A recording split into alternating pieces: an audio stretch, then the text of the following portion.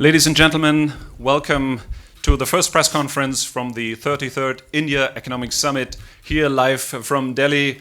Welcome to the panelists, of course, our co-chairs. Welcome to the members of the media here in the room. And of course, welcome to our audience on the live stream.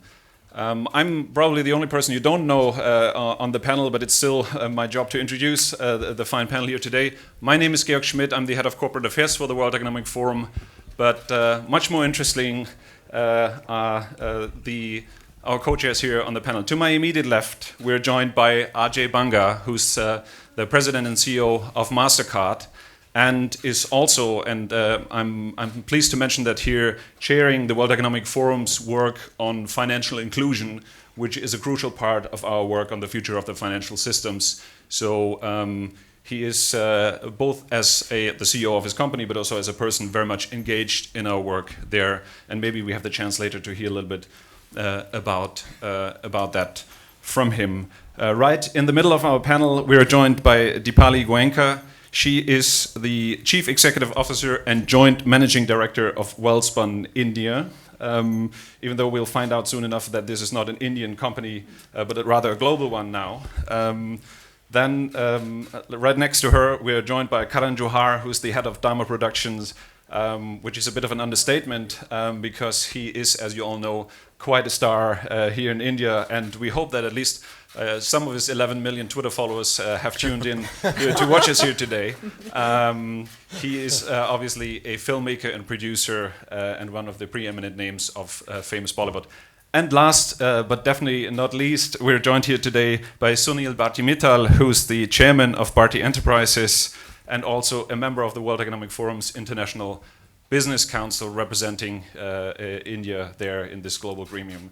So without further ado, thank you very much for being here. Ajay, let me jump in with you. You are leading a global company with Mastercard, but you're also Indian. So the theme of this meeting is the Indian narratives on global challenges. So you have, I believe, a unique perspective to comment on that.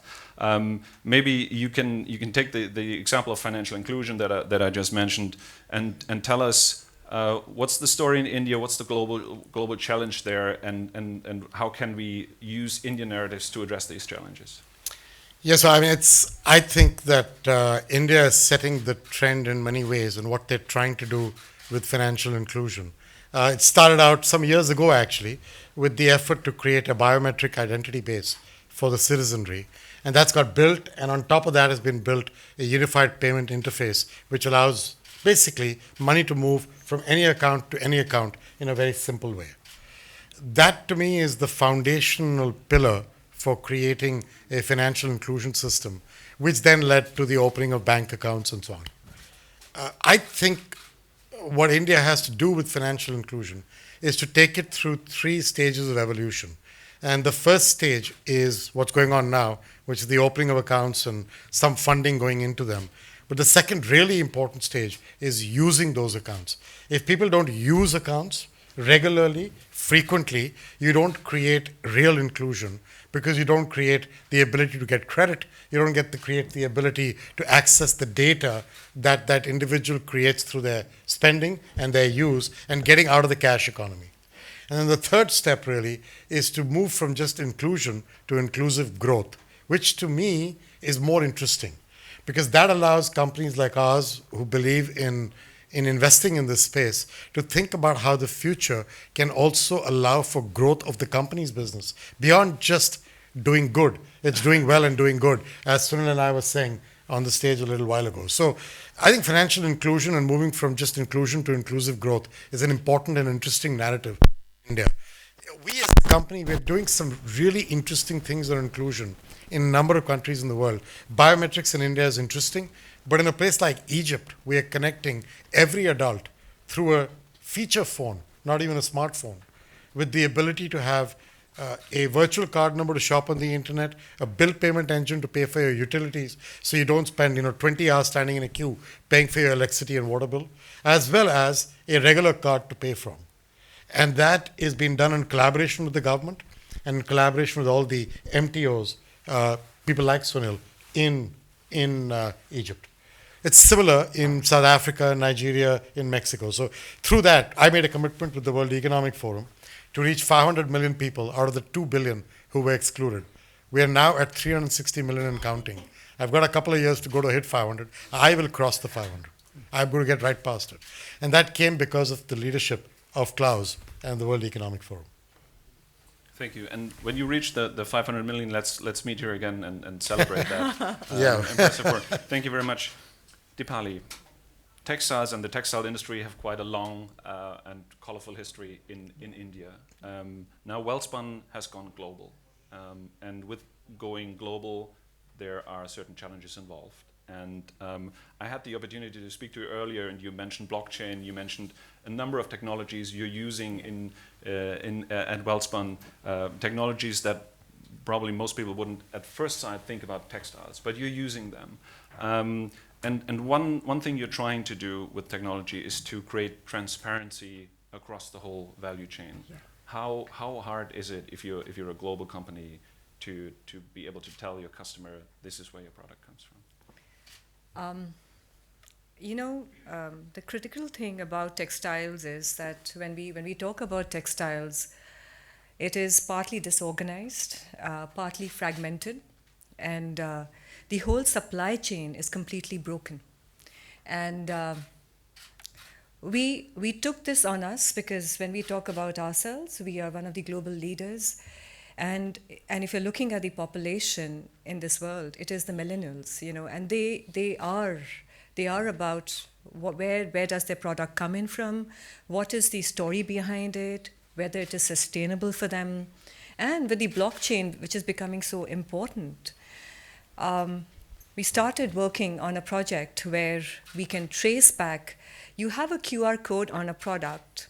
You can trace it back to the bale of a cotton lying from the farms that you have sourced it from. And if you know textiles is very complicated in the terms of warehouse to spinning, to weaving, to processing, and the cut and sew, which involves thousands and thousands of people. But with the RFID and the barcoding, we are able to do that. And glad to say that Welspun's got a patent on a complete traceability. It's called the WellTrack. So apart from that, I'll just add on a few more things because when we talk about millennials, we talk about sustainability.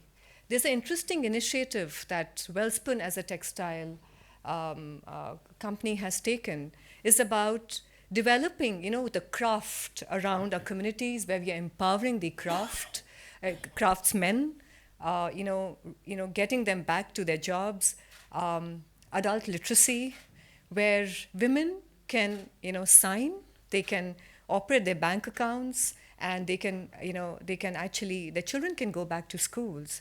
So this is something that I feel is very close to our heart.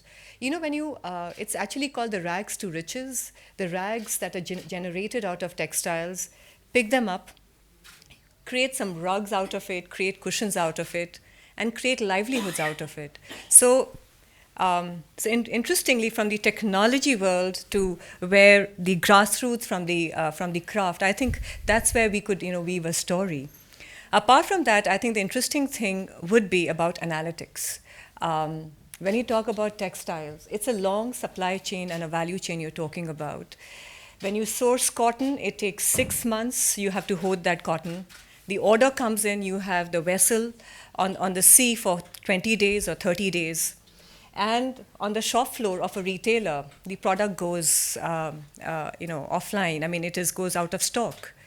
So now if you analyze and see that if this product on the west coast of America to the east coast of America or midwest of America, what colors are selling? What is the consumer liking? I mean, that is the power of analytics, and that's what we are now working on, and I think Welspun has taken that initiative. So if you talk about textiles is not the traditional textiles that we can think of and dream of, but I think it's an amalgamation of the craft at the grassroots with the technology and the analytics of the supply chain, and also empowering and employing around 20,000 people. Thank you very much. Okay. just add one thing to what she just said? I can't stop you, so please do. Yeah, no, I'll tell you why. I actually think that this is a sign of an Indian company that is thinking global in ways that people should not let's say not allow. Here's what she's done: the blockchain, that blockchain idea to use for diamonds for their provenance, for pharmaceuticals for their provenance. She's just doing the same thing with textiles, which most people would not even have thought of. This is path breaking. It's not. She said it in a very modest way. This is path breaking work. I had no idea she was doing this. I'm listening to her. I'm into Mastercard is doing blockchains for diamonds and pharmaceuticals. I'm telling you, this is path breaking work. It's way out there. Interestingly enough, I think I'll just add on a few more things. You spoke about smart textiles. It is a part of what we are doing as an initiative at Welspun. We are creating augmented reality out of textiles and about rugs. We have a project with MIT because when you talk about a cotton crop in a country, there are two crops in this country. Imagine if you can create, you're talking about city farming, which could be very, very accessible very, very soon, and a lot of people have taken that on. Imagine you can create 4 crops in this country in a controlled environment. How powerful would that be? How powerful the economics would be and the diversity would be in this world. Thank you, Dipali. Karan, you look a bit nervous. You're thinking about whether Dipali can check now if you changed your shirt this morning. The theme is creating narratives, Indian narratives on global challenges, and you've made quite an impressive career on creating narratives as a filmmaker. So how do you see the story of India developing, and what's in your view missing at the moment in India's story to really join the global debate? Is there anything? Well, we spoke about that earlier today at the early morning session about what the changes were and what the environment was, and I feel very strongly that we tend to kind of get sometimes extremely pessimistic about our environment and our economic, political, and social stability. Like I said earlier, it's like how you look at a glass; it's half empty or half full. And I've always been somebody who's been exceptionally optimistic about the environment. And I said, we definitely have a stable political governance with a majority government. We have definitely a growth economically. Yes, it may not be to the estimate that we would have hoped for, but it definitely exists. We're not minus and we're definitely not flat. We're still showing a growth. Socially, I think we spoke about mindsets earlier, and I believe that what's imperative, and I think what Dipali touched upon as well, is the alteration of mindset. And when we speak of millennials, it's not to change their mindsets, it's actually to give them a mindset, because I think most of them don't have one.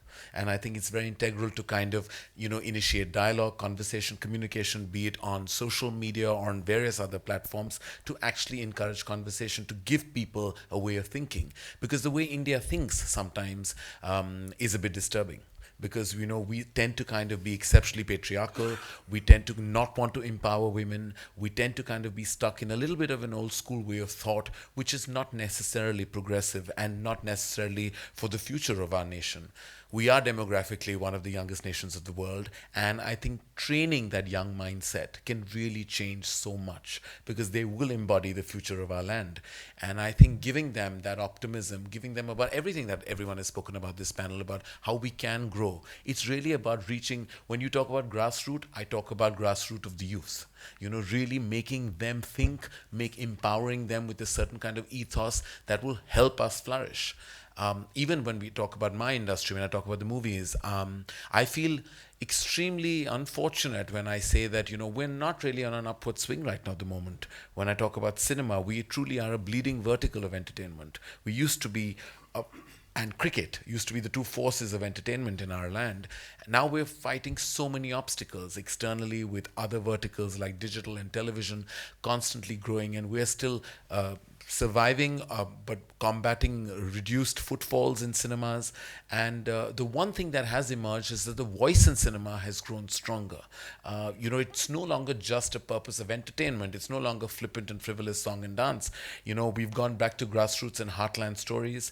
The Honorable Minister spoke about toilet prem katha in the early morning session today, which is a relevant narrative, and so many other heartland stories that are being told to actually embody and modify the thought process of our nation. So while I'm positive about the content, I'm hopeful for the increased economy of the movies. But when it comes to India, and I said that earlier, I'm really hoping for a glorious second half and a great innings ahead.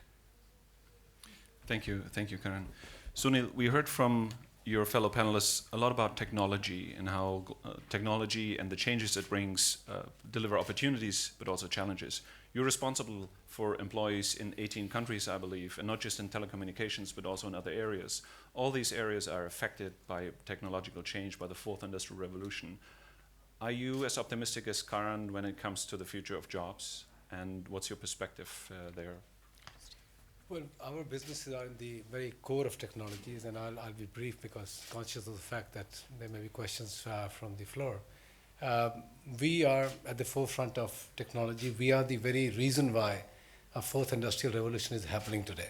Whether it's the shared society, whether it's autonomous cars, whether it is robotic surgeries, or putting bots into the trading floors of broking and banking houses. Telecom is really providing the heft to do all that is being done on the back of the digital revolution. So our job is to really create first-rate networks, high quality, high speed, very high capacity networks, and moving technologies from 3G to 4G and now 5G. We are not going to see incremental changes, but we're going to see exponential changes. And to my mind, 2007-8, when you saw the first smartphone 10 years back, that made a big paradigm shift into how the technology will be used. As you go into now the next generation of networks, you will see that same level of shift that will take place. And now with less than a millisecond of latency in the networks, you will start to see entrepreneurs, innovators out there building stuff around that, which was earlier not possible. So technology is certainly going to shape nations. It's going to mitigate the lack of hard infrastructure, which may take decades, sometimes if not a century, for a country to build infrastructure, hard infrastructure. You may not need that anymore in the same speed and scale that was once thought about. You don't need a bank branch. I don't know why next generation will ever visit a bank branch. So my view is there will be no bank branches. My office probably still uses a travel agent for my bookings, but my children don't know what a travel agent is. These all also have impact on jobs. Millions of people are employed in travel trade today, and many of them are in physical travel agents, shops, booths, offices. We don't need them anymore. So Minister Goel spoke about this morning about certain railway stations providing for new jobs and all that. So some replacement of jobs will have to take place as we start to lose jobs which were traditionally available to the society, disappearing because of technology. Thank you very much. Let's open the floor for questions. We have microphones going around. If you could give me a show of hands so I get a sense, and if you could state your name and organization, please, for the sake of our audience. Yes. Thank you. Hi, this is Ajay here from Bloomberg. My question is for Mr. Mittal. Last year at the India Economic Summit, you spoke about jobless growth. As we stand today, economy has been slowing for the last couple of quarters, and the Prime Minister yesterday spoke about, we have bottomed out at 5.7 and going. Do you see jobs growth happening along with this economic growth if it's going to go up from here? Well, I think that's the big challenge. To my mind, the pressures in the marketplace for jobs is clearly there. And it's not just an India-centric thing, this is global now. In fact, to my mind, you have a plus and minus if you look at the global situation. If you look at the global order, Western nations, where technology is taking roots much faster, much quicker, and displacing a lot of jobs, there are not too many jobs to be lost, not too many jobs to be created afresh. They have a lesser challenge in that range, that if they were to reduce certain jobs, the societies will manage to take care of those people. Countries like India, large nations, many African nations in Sub-Sahara will need many jobs coming through because of the demographics that we have. Young population coming into stream. India needs 1 million jobs a month. And how do you create those jobs, especially when large companies have stopped creating jobs and using technology to not grow jobs? So we'll have to find our own ways and methods. Railways example was given this morning that railway has the potential to create 1 million jobs. That is your 1 month's induction taken care of by one sector. Can there be 12 other engines or 120 other engines of growth in India which can therefore create those kind of opportunities? There will be more entrepreneurs who will in turn create a lot of jobs. So all that multiplier effect needs to take place. And the good news on the Indian side is that the growth story is still strong. India as a nation is going to consume more with every passing day. More and more people are joining in, becoming part of the continent of consumers that we have in India. So there is a hope in India in terms of growth and therefore more jobs to be created. And there's a pressure from technology that is coming through for large companies not to employ more. So these conflicting pressures will have to be dealt with by our political leadership. I think they are aware, they are alive to the needs of the nation. And in the end, as I said, business must wake up to the needs of the society, needs of our young people who need opportunities, if not jobs, then entrepreneurial openings, and we need to be conscious of that. One more question. You spoke Can you please wait for the microphone so our live stream audience has the chance to hear your question, please? You spoke about how technology has moved, especially in telecom, from 3G to 4G, now eventually to 5G. Are the Indian telecom companies have enough balance sheet strength to go to 5G? And what do you make out of the competition which is there, which is almost leading to only 3 player and 1 common player in the market? Well, very clearly, the market has consolidated. We all know that. And as far as investments are concerned, I think investments in India have accelerated. My own company will spend over $3 billion in this year only on network capex, which is significantly higher than typically 1.5–2 billion we do every year. So there's an acceleration of network deployment. The good news is India is not now 5–6 years behind. It's in step with what's happening in the world. Our 4G networks are exactly the same as the world. And many of us have started to experiment with MIMO, with early 5G networks. So I don't think India will be anywhere behind. In fact, it may actually lead in some ways in certain parts of telecommunications. What about balance sheet strength of the company? Well, we are investing. I hope others are too. Well, thank you very much. Let's give others a chance as well to ask questions. Are there any more questions? I know, yes, we have one question there, and the lady in the front, and then I think we have to close. Please. My question is for Mr. Sunil Mittal. So you, in your panel discussion, you spoke about India being a refreshing change in the global order. But then in the telecom sector, we see moves by the TRAI, like IUC and other moves. So how do you see the telecom sector going? You know, what we'll do is we'll talk about telecom offline. This is becoming a telecom conference, so let's stay with the theme today, please. Yes. And if I can, one more question for Mr. Banga. You also spoke about your investment plans in India. So if you could elaborate on that and the amounts that you have already invested and you're going to invest. I think Sunil is really happy you changed that question. Sunil, you owe me for that one. Right? So Sunil's a friend and partner, so it's okay. By the way, I would just say one thing to you. You're very fortunate to have a leader of his caliber in the telecom industry in India at this stage. He's not only a visionary, he is very firm in his steps. And a lot of the things that he's doing, I'm privy to knowing a few of the things he's doing. I think he's building an incredible foundation for where telecom could go to enable everything we're talking about. So don't take that lightly. There's a lot going on inside that fertile mind, which we're all grateful to have. Thank you very much. Can we have the and let me give her one answer on that, on the investment. We have bought a couple of companies in India which have enabled us to deliver both mobile technology as well as cybersecurity capability around the world. That's what the investments have been over the last 2-3 years. We're continuing with that. We're in the process of looking at other acquisitions, but also organic investment to make India the factory for us in generating mobile-based digital wallets and technology payments and data analytics, but also the blockchain and developing tools locally that will be applicable for farmers to get their produce into the market. That's the kind of investments that are going on. None of that works without strong telecom, by the way. Yeah. That's why I was so grateful to hear what he's saying.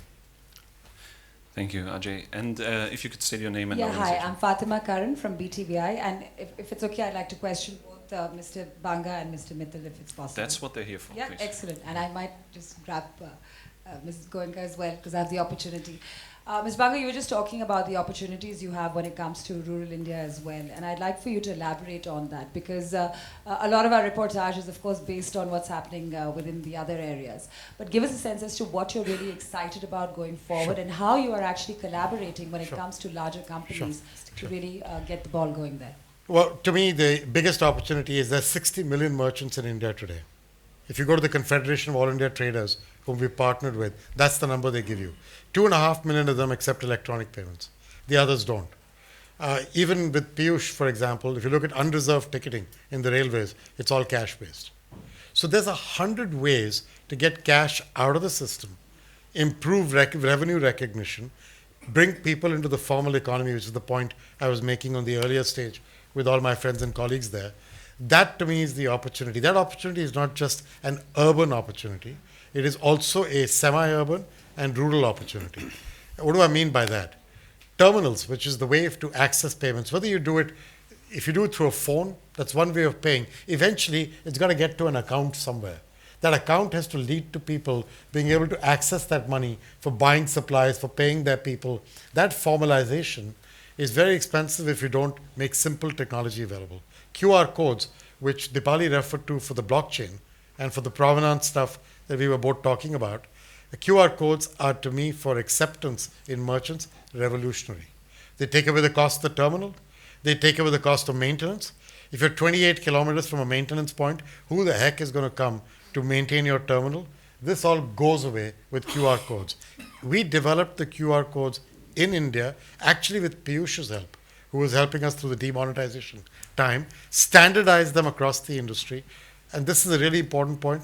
Global standards, India in telecom has embraced global standards. Sunil is setting standards for global standards. Don't lose that chance in the rest of Indian industry. Don't surround yourself with the idea that not integrating with global standards is good. It's a really bad idea. Getting global interoperability, global standards, and then competing on your strength is what will make India great. Building a system that doesn't integrate well will lead to what happened with videotapes years ago, Betamax and VHS. Guess which was a really expensive mistake? Betamax. So we shouldn't do that. We should work with global interoperable standards for everything we do. Our people are demanding it here. The millennials, the lady who spoke next to us, she doesn't want anything other than the best product made for her. The best. That's what we need. Absolutely. Ms. Goenka, would you just come in on that, and then I'm going to just grab Sunil for what I was basically asking. Please make it short, because we are a Swiss organization and are already over time. So please. He has a train to deliver. You could grab him first, though. Ms. Mittal, we were talking about the need for technology, and of course how you are, of course, creating standards, and there's a large amount of reform that's going within your industry. What is it that you really think needs to be the next push? Because you've been working closely in terms of industry as well as government, but there seems to be some kind of, I guess, impatience on the other end. It's not you who's impatient, perhaps it's your consumers and the people who are looking at the way the economy is going. What are 2-3 points that you really want to see pushed through in the next 18 months that are very important for your industry? Well, clearly digital is one platform that the Prime Minister has chosen to take this country forward, and I think rightly so, because as I said, that can accelerate a lot of things that the other things will never be able to catch up within a period of 5, 7, 8, 10 years. The vision is strong, the support is strong from the top, but it's not percolating down into the system. At the state level, the same level of urgency is not visible. Siting of towers, right of way, connecting every rural end of the country to ensure that everybody is connected to that big digital wave is a task that is urgently required, yet it slows us down. So there's got to be some program with the government where they match their vision right down to the Gram Panchayats, the municipal bodies, the state governments, and create that urgency that this is one pillar of the growth for India, which is so important that they must pay attention to it. I personally feel government's vision is ready, the industry players are in place, the consumers are demanding all those services, yet there's a big lag in what we want to achieve and where we are today. Thank you. Considering that we are already out of time, don't despair. You'll have the chance to see the lady and the gentleman over the coming 2 days in more sessions, see and hear from them. So thank you very much for being here today, answering these questions. Thank you for being co-chairs for this 33rd India Economic Summit. And thank you all for being here and watching. Thank you very much. Thank you.